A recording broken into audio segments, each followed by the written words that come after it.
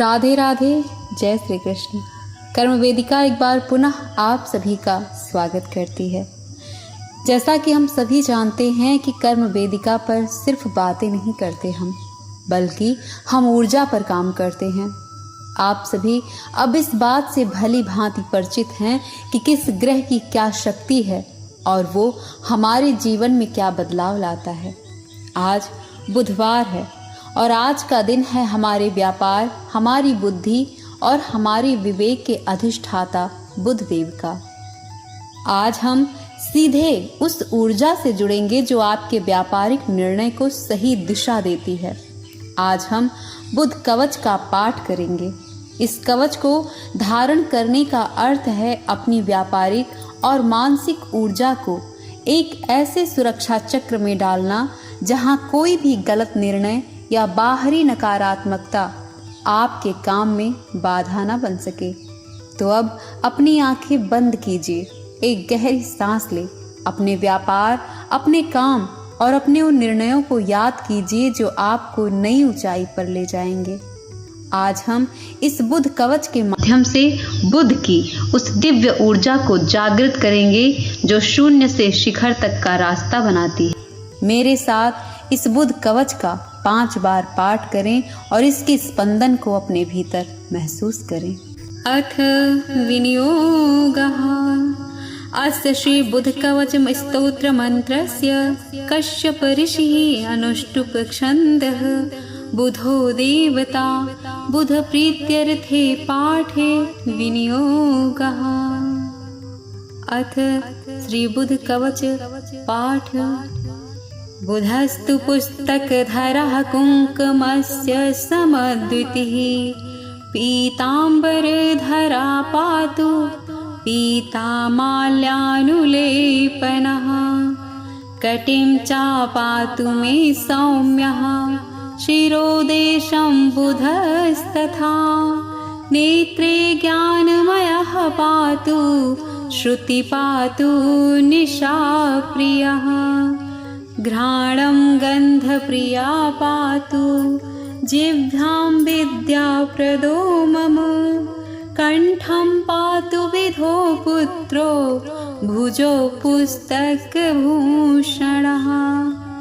वक्षः पातु वराङ्गश्च हृदयं रोहिणीसुतः नाभिं पातु सुराराध्यो मध्यं पातु खगेश्वरः जानुनी रोहिणीश्च पातु जङ्घे खिलप्रदः पादौ मे बौधनः पातु पातु जङ्घे खिलं वपुः एतद्धि कवच दिव्यं सर्वपापप्रणाशनं सर्वरोगप्रशमनं सर्वदुःखनिवारणम् आयुरारोग्यशुभदं पुत्रपौत्रप्रवर्धनं यः पठेत् शृणुयाद्वापि सर्वत्र विजयी भवेत्। बुधस्तु पुस्तकधरः कुङ्कुमस्य समद्वितिः पीताम्बरधरा पातु पीतामाल्यानुलेपनः कटिं चापातु मे सौम्यः शिरोदेशं बुधस्तथा नेत्रे ज्ञानमयः पातु श्रुति पातु निशाप्रियः घ्राणं गन्धप्रिया पातु जिह्वां विद्याप्रदो मम कण्ठं पातु विधो पुत्रो भुजो पुस्तकभूषणः वक्षः पातु वराङ्गश्च हृदयं रोहिणीसुतः नाभिं पातु सुराराध्यो मध्यं पातु खगेश्वरः जानुनी रोहिणीश्च पातु जङ्घे खिलप्रदः पादौ मे बौधनः पातु पातु जङ्घे खिलं वपुः एतद्धिकवच दिव्यं सर्वपापप्रणाशनं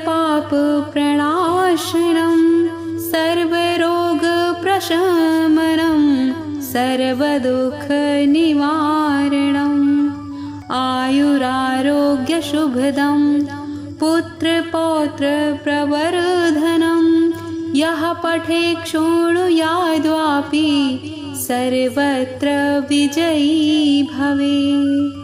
बुधस्तु पुस्तकधरः कुङ्कुमस्य समद्वितिः पीताम्बरधरा पातु पीतामाल्यानुलेपनः कटिं चापातु मे सौम्यः शिरोदेशं बुधस्तथा नेत्रे ज्ञानमयः पातु श्रुति पातु निशाप्रियः घ्राणं गन्धप्रिया पातु जिह्वां विद्याप्रदो मम कण्ठं पातु विधो पुत्रो भुजो पुस्तकभूषणः वक्षः पातु वराङ्गश्च हृदयं रोहिणीसुतः नाभिं पातु सुराराध्यो मध्यं पातु खगेश्वरः जानुनी रोहिणीश्च पातु जङ्घेऽखिलप्रदः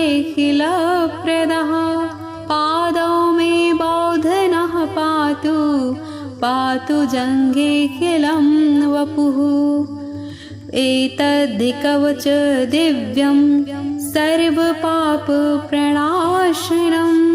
सर्वरोगप्रशमनं सर्वदुःखनिवारणम् आयुरारोग्यशुभदं पुत्रपौत्रप्रवर्धनं यः पठेत् शृणुयाद्वापि सर्वत्र विजयी भवेत्।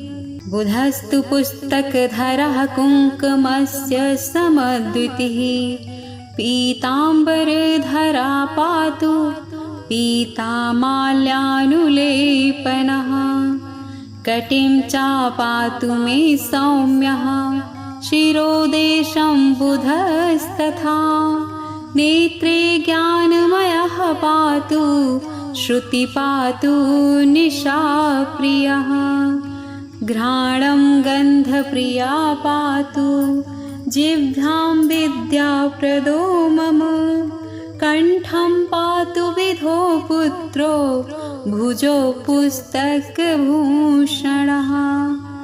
वक्षः पातु वराङ्गश्च हृदयं रोहिणीसुतः नाभिं पातु सुराराध्यो मध्यं पातु खगेश्वरः जानुनी रोहिणीश्च पातु जङ्घेऽखिलप्रदः पादौ मे बौधनः पातु पातु जङ्घेऽखिलं वपुः एतद्धिकवच दिव्यं सर्वपापप्रणाशनं सर्वरोगप्रशमनं सर्वदुःखनिवारणम् आयुरारोग्यशुभदं पुत्रपौत्रप्रवर्धनं यः पठेत् शृणुयाद्वापि सर्वत्र विजयी भवेत्। बुधस्तु पुस्तकधरः कुङ्कुमस्य समद्वितिः पीताम्बरधरा पातु पीतामाल्यानुलेपनः कटिं चापातु मे सौम्यः शिरोदेशं बुधस्तथा नेत्रे ज्ञानमयः पातु श्रुति पातु निशाप्रियः घ्राणं गन्धप्रिया पातु जिह्वां विद्याप्रदो मम कण्ठं पातु विधो पुत्रो भुजो पुस्तकभूषणः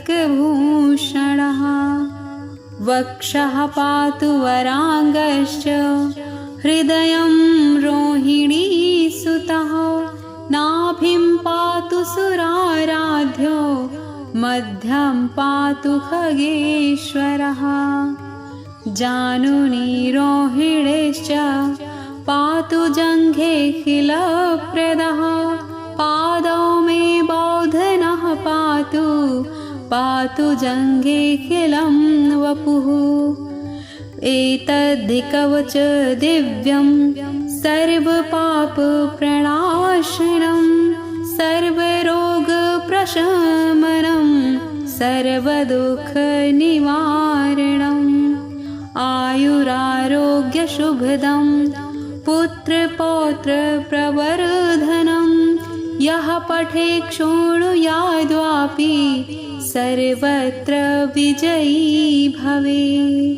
हे पीतांबरधारी बुद्ध देवता, हमारे सभी अंगों की रक्षा करके हमें विभिन्न रोगों से मुक्ति दें। हम आपकी शरण में। बुद्धदेव का यह कवच आपके व्यापारिक क्षेत्र में स्पष्टता और निर्णय की शक्ति का वरदान दे, यही हमारी प्रार्थना है। देखिए, इस कवच का पाठ तो आपने कर लिया, लेकिन एक बात याद रखिएगा, कवच का अर्थ है सुरक्षा, और सुरक्षा की ज़रूरत वही होती है जहाँ कमज़ोरी हो। अगर आपके व्यापार में बार बार वही गलतियाँ हो रही हैं, अगर आपकी बुद्धि निर्णय लेने में आज भी भ्रमित है, तो इसका अर्थ है कि आपकी कुंडली में बुध की जड़ें कहीं ना कहीं हिली हुई हैं। कर्म वेदिका कोई व्यावसायिक संस्थान नहीं, आपका अपना परिवार है। अगर आप सच में अपने व्यापार की इस उलझन से बाहर निकलकर एक सही दिशा चुनना चाहते हैं, तो अंधेरे में तीर चलाना बंद कीजिए। अपनी जन्म पत्रिका का एक पारदर्शी विश्लेषण एक बार ज़रूर करवाइए और समझिए कि बुद्धदेव की कृपा आप पर पूर्ण रूप से क्यों नहीं बरस रही। स्क्रीन पर दिए गए व्हाट्सएप नंबर पर विश्वास के साथ अपनी समस्या साझा करें। स्क्रीन पर दिए गए व्हाट्सएप नंबर पर विश्वास के साथ अपनी समस्या साझा करें। हम साथ मिलकर आपकी कुंडली के उस कॉस्मिक कोड को सुलझाएंगे। महादेव आपके विवेक को हमेशा प्रज्वलित रखें। इसे विश्वास के साथ कमेंट में लिखें, ओम बूम बुधाय नमः।